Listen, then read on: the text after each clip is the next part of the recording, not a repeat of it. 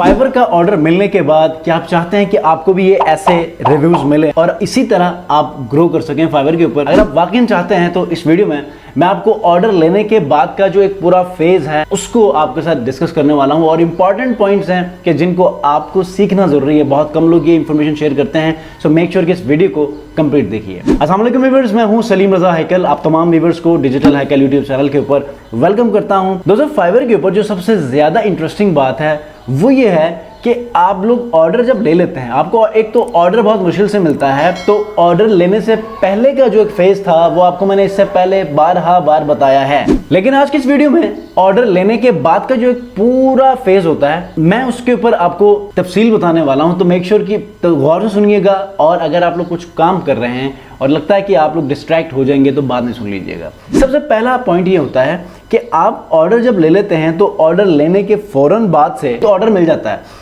अब ऑर्डर मिलने के बाद बायर को कुछ इंफॉर्मेशन आपको देनी पड़ती है जिसको आपने रिक्वायरमेंट में सबमिट किया होता है, उनके मुताबिक वो आपको इंफॉर्मेशन प्रोवाइड करता है। अब ऐसे में जब तक वो इंफॉर्मेशन उस रिक्वायरमेंट के अंदर जो क्वेश्चंस आपने रेज किए हैं वो सबमिट नहीं करेगा, ऑर्डर का टाइम शुरू नहीं होगा।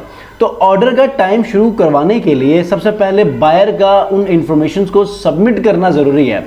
एक तो ये होता है, दूसरा आप खुद भी उस टाइम को सही कर सकते हैं। अगर आपको लगता है कि जो रिक्वायर्ड इंफॉर्मेशन है वो इनफ है तो आप खुद भी टाइमर शुरू कर सकते हैं, लेकिन मेक श्योर कि आपके पास 100% इंफॉर्मेशन हो, फिर आप काम शुरू करें, टाइमर शुरू करवाएं। समटाइम होता ये है कि आपके पास इंफॉर्मेशन नहीं होती, टाइम आपका शुरू हो जाता है। ऐसे में ये कब होता है, इसके दो सिनेरियोज हैं।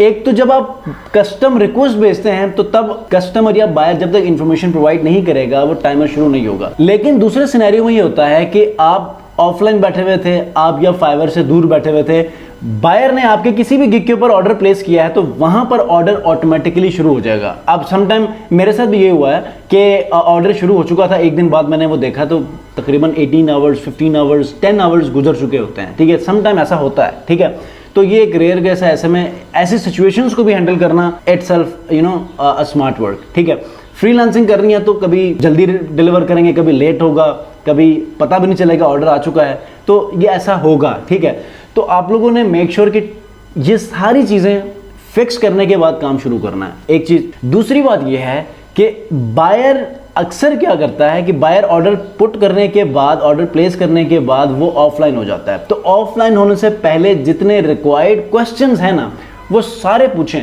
जब आप बायर के ऑफलाइन होने के बाद वो सवालात लेकर पहुंच जाएंगे और वो ऑफलाइन होगा और टाइम भी आपका चल रहा होगा, आपके पास टाइम भी कम हो, तो ऐसे में आप लोग मुश्किल में फंस सकते हैं। ठीक है, तो उस मुश्किल से बचने के लिए बिफोर द टाइम कि वो ऑफलाइन हो जाए, आप लोगों ने हर सूरत में वो क्वेश्चंस रेज करने हैं ताकि आपके ऑर्डर डिलीवरी के ऊपर कोई प्रॉब्लम ना हो। इसके बाद का जो मरहला है वो ये है कि आपकी कम्युनिकेशन बहुत प्रोफेशनल होनी चाहिए। आप बायर को एम्पैथी शो करें, सॉफ्ट स्किल्स आपके इतने अच्छे होने चाहिए कि आप एक प्रेशर में भी काम कर रहे हैं। अगर आप प्रेशर में भी काम कर रहे हैं तो तब भी बायर को ये फील नहीं होना चाहिए। बायर को हमेशा आपका कॉन्फिडेंस चाहिए होता है, आपकी मोटिवेशनल डिस्कशन चाहिए होती है ताकि वो कंफ्यूज ना हो कि पता नहीं मैंने काम किसको दे दिया और ये मुझे काम करके डिलीवर करेगा भी कि नहीं, सही करेगा कि भी नहीं, मेरे पैसे यहाँ पर डूब जाएंगे। ये वाली जो सेंस है ना, ये आपने कभी भी डिलीवर नहीं करनी। अगर ये ऐसा होगा तो कस्टमर कंफ्यूज रहेगा, आप जितना मर्जी अच्छा काम डिलीवर करेंगे वो फिर भी कंफ्यूजन का शिकार रहेगा कि यार जो काम इसने मुझे डिलीवर किया है पता नहीं, मैं खुद भी कंफ्यूज हूं इसने सही किया भी है कि नहीं। ठीक है, so make sure customer and के ऊपर कम्युनिकेशन सही होनी चाहिए। कम्युनिकेशन गैप आ जाए तो आप जितने मर्जी एक्सपीरियंस्ड हो, जितने मर्जी आप लेवल के ऊपर हो, वो चीज हमेशा कंफ्यूजन क्रिएट करती है। ठीक है, so communication is very much important during placing orders, during doing work with your clients. ठीक है, अब चूंकि ये इंटरनेशनल क्लाइंट है, ठीक है, दुनिया के किसी भी कोने से आकर आपको ऑर्डर प्लेस कर सकता है, तो आप लोगों ने थोड़ा सा कॉन्शियस होके एक्टिवली उसको रिस्पॉन्स देना है। और वो रिस्पॉन्स भी ऐसा होना चाहिए कि उसे कॉन्फिडेंस हासिल हो कि यार जिससे मैं बात कर रहा हूं वो स्किलफुल बंदा है। ठीक है, आपने देखा होगा बहुत सारे लोगों को काम में इतनी महारत नहीं होती, एक्सपर्टीज नहीं होते, लेकिन उनकी कम्युनिकेशन ऐसे होती है कि अगले को लगता है कि यार मेरा काम यही करे, इसके अलावा कोई और नहीं है। ठीक है, तो ये 3 पॉइंट्स ऐसे हैं कि ऑर्डर प्लेस होने के बाद आपको फॉलो करने हैं। अगर ये आप फॉलो कर जाते हैं तो आप ऐसे ही रिव्यूज लेंगे जैसे मैंने आपको स्क्रीन पर दिखाए हैं, ठीक है।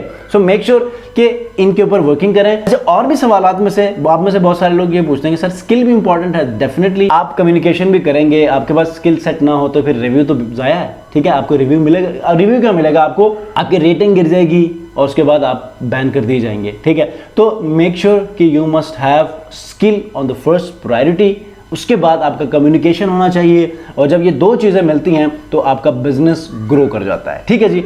नेक्स्ट वीडियो मिलते हैं। अगर आप लोगों ने अब तक मेरे चैनल को सब्सक्राइब नहीं किया, सब्सक्राइब कर लीजिएगा और अपना बहुत ख्याल रखिए। अल्लाह हाफिज़।